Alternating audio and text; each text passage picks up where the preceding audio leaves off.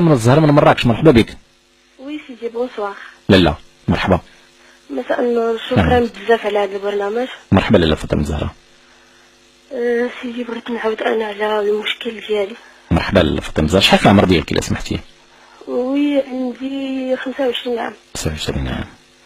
شنو الوضعيه ديالك؟ عازبه متزوجه؟ وي عازبه سيدي.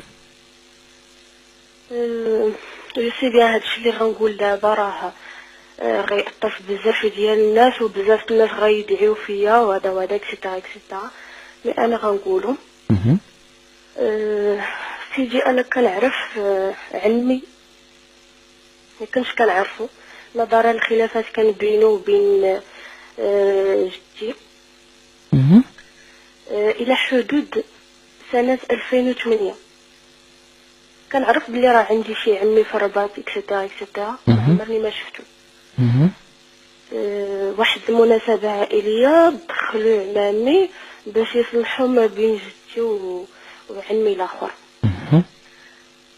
فعلا تصلحوا ما بيناتو، انا اخر وحده كنت كندخل. دخلت سالمت معاهم كاملين. كنت كنشوف اول مره هذاك عمي، فاش شفتو انا ما عرفتوش، قلت غير شي واحد صاحبهم ولا شي حاجه. هذا اول مره. فاش قدموه فاش ما دخلتي كتسلمي عليه ما قدموكش ليه بانك انت بنت خوه؟ لا ما قالوا والو، صافي غير جلس انا هو يقول لي الاب ديالي، قال لي راه واش ما عرفتيش؟ قلت لي لا راه ما عرفتوش. قال لي راه هذا هو عمك الفلان اللي كان مخاصم مع جدك. فوالا. هنا تسالمت معاه مره اخرى. صافي من بعد بقينا كندويو، بقيت كنهضر معاه انا. بصراحه انا فاش شفتو اول مره شفتو بنظره ديال كرجل اعجاب. وي نفس الحاجه. حسيت به. المهم ما قالوا والو. هذيك المره فاش خرجت انا وياه هذيك الساعه، نيت هذيك الليله، كانت راه شي حاجه بيني وبينه. هو عارف وانت عارفه؟ عارفه، انا واعيه مزيان وعارفه باللي راه حرام وراه عمي ولكن ما عرفش كيفاش. الاكثر من هذا ان علاقتنا صافي هذيك المره صافي مشات. علاقتنا بدات تطور، بقينا باغ ميساج باغ هذا مكالمات. جات العطله ديال الصيف، عرفتي بنادم كيمشي يصيف، طلع شي عندهم للرباط عرض عليا. هو على وعي بانك انت بنت خوه وانت على وعي بانك هو عمك؟ انا ماشي غيقولوا شي وحده اللي مريضه نفسانيا، بالعكس انا انسانه عاديه جدا. ولكن هذاك السيد شنو نقول لك، علاقتنا دابا ملي كانت عندي 19 عام دابا 25 عام، مدة 6 سنوات حنا كنعرفوا بعضياتنا. ومشكلة انني طورت علاقتنا بواحد السرعة ما تتصورش، لدرجة انني درت معها علاقة، انني فقدت البقرة ديالي. والمشكلة انه دابا ما بقاش حامل لا مرتو لا ولادو. علاقتنا ما كيتقبلها لا المجتمع لا الاسلام لا الدين لا حتى حاجة. لا حول ولا قوة. انا كنسمعك فاطمه الزهراء. ما عرفتش، ديما كنبقى حائرة بين عقلي وضميري وقلبي. ما عرفتش. شنو اللي ما عرفتيش بالضبط؟ ما عرفتش شنو غندير حتى ليمتى. دابا بغيت نخرج من حياته ولكن رونت لي حياته. انا عارفه راسي درت غلط كبير وما عرفتش شنو هو الحل. ماشي انت بجوج. فوالا المشكله انه ماشي مراهق ولا شي حاجه. شحال عنده في العمر؟ دابا غتكون عنده شي 43 عام. لا حول ولا قوة الا بالله. انا عارفه مزيان واعيه بهذا الشيء اللي واقع، ولكن ما عرفتش الحل، ما عرفتوش. المشكله ما كنقدرش نقول هذا الشيء لامبورط كي، وهذا الشيء ما فرس حتى شي حد. كنرفض فكره الزواج نهائيا، وكلشي كيستغرب علاش، ما عارفينش السبب. حول كل في العائله عارفين بلي علاقتي معاه هو خاصه. دابا لدرجه ان شي حد كيبغي يسول عليه ولا شي حاجه كيجي يسولني انا. شكون هادو اللي تعرفوا؟ كلشي كيعرف لي علاقتي معاه خاصه، ولكن ما عارفينش هادشي اللي قد دابا. لا حول ولا قوة الا بالله العلي. واش تيقول في هادشي وانتي تتقولي في هادشي ملي تكونوا بجوج بيناتكم الراس في الراس؟ انا ما كنقدرش نهضر في هذا الموضوع نهائيا. ماشي. ما كنقدرش نهضر معاه حتى هو فيه، حتى هو واعي بهذه القضيه وراه انسان عادي جدا. زعما غيقول لك شي واحد لا راه هادو مرض ولا شي حاجه، انسان عادي وكيمارس حياته عادي، لدرجه انه انسان مسؤول وخدمته في شكل، وهذا ما كتسمش ليه زعما يكون شي واحد مزعزع في دماغه ولا شي حاجه. انسان عادي جدا وكانت حياته عاديه جدا الى حدود انني تلاقيت معاه. طبعا نتوما خرجتوا من داك البلاصه هذيك كنتم عارفين بانك انت بنت خوه وهو عارف بانه عمك. لا حول. ولكن اول مره فاش شفتو ما شفتش فيه بنظره راه هو عمي. ولو انا عارفه هادشي، عارفه هذه المشكله، انني واعيه بهادشي وعارفه مزيان، وانا ماشي شي وحده جاهله ولا ما عارفه شنو كيقولوا بحث في هذا الموضوع، وعرفت الاسلام شنو كيقول فيه، وعرفت كل شيء. عرفت اعظم الكبائر هو زنا المحارم، وعارفه هادشي. المشكله انا راه ما قدرتش حتى باش انني ما قدرتيش اش؟ ما قدرتش نخرج من حياته، ما قدرتش. علاش؟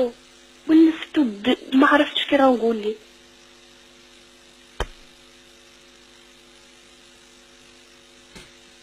واحد فيكم ما عطيت اتساع الاخر. ولفتو. المشكله ان قلت لك شي مراته ما بقاش مفاهم معاها نهائيا، وليداتو جوست باقي معاه على قبل وليداتو عنده جوج. كيفاش يتفاهم مع مراته وهو معاك على علاقه غير شرعيه وكلكم كتحكمكم النزوات بجوج؟ كيفاش يتفاهم مع مراته شريفه؟ ما يمكنش. انا عارفه هادشي اللي لا كيفاش نظرك انت دابا؟ انا ما كنناقش معاك لا غلطه ولا غير غلطه، هذاك الشيء جوابك راه تيعبر عليه. كيفاش هو غادي يديها في مراته ويكون مع مراته وكتحكموا نزوه مع بنت خوه وانت كتحكمك معاه نزوه وكتعرفي بان عمك؟ عارفه. كيفاش؟ ما عرفتش كيفاش. ما قادرش تخرج تقولي من حياته. علاش؟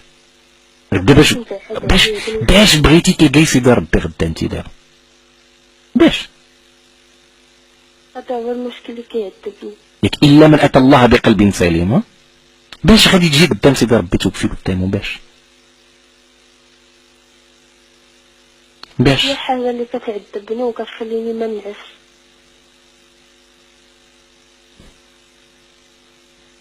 اللي تاب واصلح كيغفر له الله سبحانه وتعالى، ولكن كاين تمادي في الغلط. باش غادي انا ما نقول لك والو، هي باش غتلقاي سيدي ربي سبحانه وتعالى؟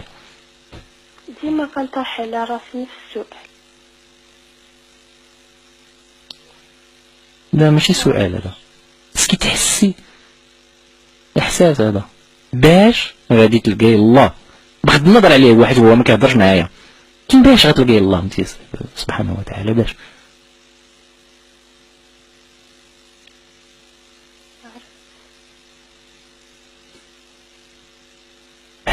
فاطمة الزهراء استغفري المولاك، استغفر الله. وقلعي على هذا شي ما حيت لو انك قدرتي غير تحسي معايا باش غادي تلقاي الله سبحانه وتعالى غادي تدركي هادشي اللي كديري. ما صعيب هادشي والله، لانه انت عارفه كون غير مثلا انه حيت راه كاينه واحد الاخت من مكناس كانت عيطات لنا واحد النهار، كانت في علاقه بالعم ولكن وكاع وصلوا للزواج هما وفسخوا الزواج ديالهم لانه ما كانوش عارفين، لانه كانت علاقه بعدا اصلا غير شرعيه كان دارها باها. ولكن انت عارفه هو عارف، حيت ملي كنوقفوا قدام سيدي ربي سبحانه وتعالى عندنا الحجه، الا كنا ما عارفينش كنحتجوا عند الله سبحانه وتعالى، عندنا الحجه انا ما عارفينش، ولكن باش انتم غادي تحتجوا عند الله سبحانه وتعالى باش انتم عارفين؟ وكلكم الناس يعرفوهم على انكم في علاقه ديال الرحم. ديروا انا ما نقول لكش هادشي كله، معناها كنقول لك غير حسي قبل ما تجاوبيني وقبل ما تجاوبي المستمعين وقبل ما تجاوبي حتى شي واحد، بينك وبين الخالق سبحانه وتعالى اللي خلقك واللي مقدس العلاقه ديال الرحم باش غتلقاي الله سبحانه وتعالى. انت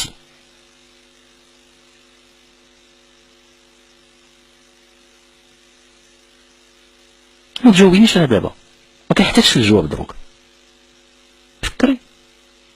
المشكلة ما عنديش جواب تاع راسي.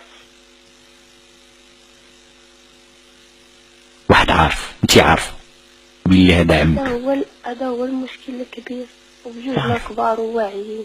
هذا هو المشكل، باش غتلقاي الله سبحانه وتعالى. مشكلة أنا سيدة التعليم وكنقول شي حوايج اللي ما كنديرهمش، كنربي أجيال.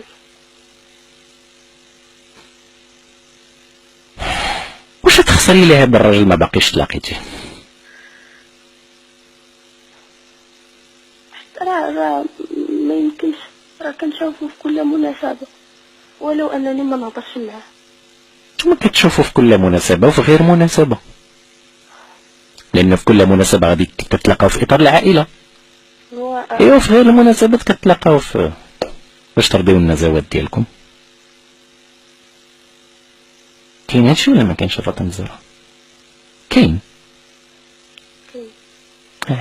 نقول لك اختي